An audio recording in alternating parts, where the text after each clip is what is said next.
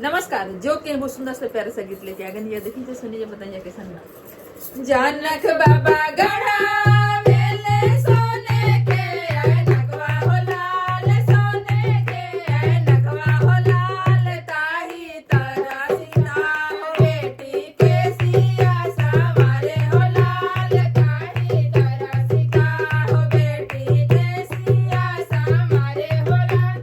के सिया सवारे बेटी मुहावानी रे के हो लाल मुहावानी रे के हो लाल यामा उनकर टीका पहनावे जोगावा से भरल हो लाल यामा उनकर टीका पहनावे जोगावा से भरल हो लाल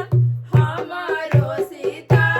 बेटी टोना जानी लागे हो लाल टोना जानी लागे हो लाल जुगे जुगे बारो बेटी हमारा सोहागा हो लाल जुगे जुगे बारो बेटी हमारा सोहागा हो लाल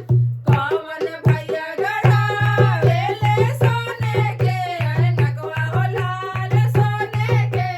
नकवा हो लाल ताही तरह सुंदरा बेटी के सिया सवारे हो लाल ताही तरह सुंदरा बहिनी के सिया सवारे हो लाल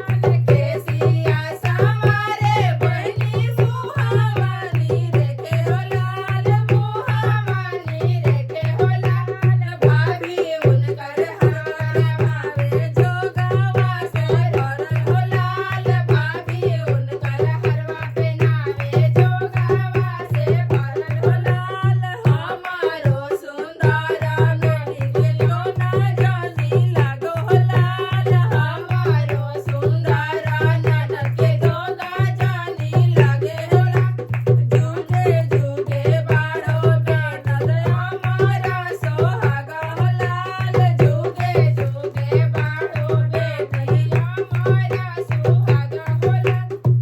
धन्यवाद ननद बेटी में बड़ा कंफ्यूजन हो गई बा